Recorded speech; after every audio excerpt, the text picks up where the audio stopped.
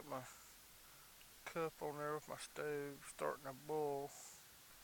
I'll be mixing me up some Mountain House here momentarily. Uh, this is my church. Ain't nothing like it. See, I'm out here. Got my 12 gauge 21st century long hunter style. My shot shell bag made by Randy Richardson, and I added the bear claw and tooth and a bear claw and paw and the Zuni bear emblem. Got my ranger beads on it so I can pace how far I've walked. This is the paradise I got all to myself. Got 400 acres out here. And been a little windy today. That makes for a little tough squirrel hunting too, because hard to see them up in the trees. You can see the damn leaves are still a lot of green leaves on the trees here, man. The end of October. We've had an odd summer. You know, in June and July it was in the 70s, and then all of a sudden it's September, right when hunting season starts, we'll start jumping up into the 90s and run that way all the way to the past couple of days. Now we've had a cold front come through and had a record low last night for that date, 28 degrees, a lot of frost on the ground this morning. But I sat over there in the deer blind and thought, I'd see some deer, and didn't see nothing.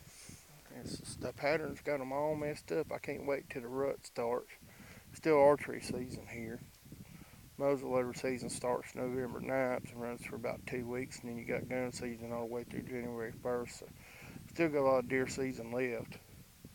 But in the deer out here, of course, the landowner sees them all the time, but just a really irregular pattern that they're running. And crappie season starts next week. I'm real excited about that. Really been concentrating on that this year, studying and learning new techniques and stuff. And got a lot of yote, raccoon, possum, fox, a couple of bobcats around. I've seen two different sizes of tracks. One's a little bit smaller than the other. And the other morning in the deer blind, I could hear one screaming down here in the woods, sound like a baby. It's an old beef farm, so we got cows around and cattle. He had some domestic turkeys and got some guineas and had some chickens and some domestic rabbits, meat rabbits, and the yotes and bobcats been hard on them, man. He's really suffered this year, so I promised my landowner I'd really work on his coyotes.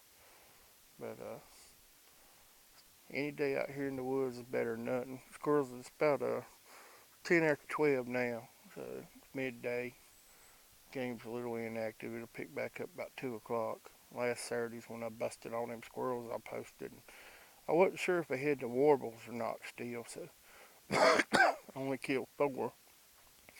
I took them home and they didn't have no warbles, so, but with just two nights of frost, I know the warbles are over with. But there was at least 20-25 squirrels I could have shot last week that I didn't. So hopefully I'll be posting another video here in a little bit of bunch of squirrels getting ready to go home and become a big old pot of squirrel dumplings tonight.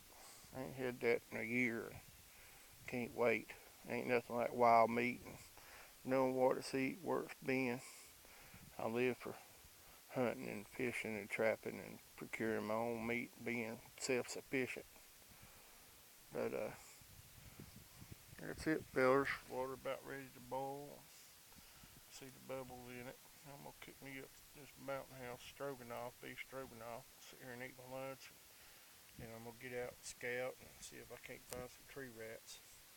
I got a scout where I'm gonna run my trap line down here. Down there in the bottom is a big old creek, and it intersects with an even bigger creek down here in that bottom down there you see down yonder.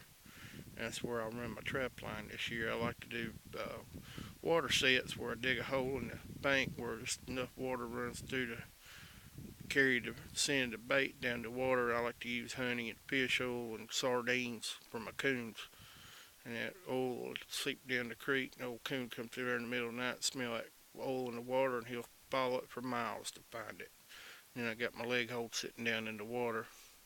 That's a good way to set a trap without worrying about goats messing with them.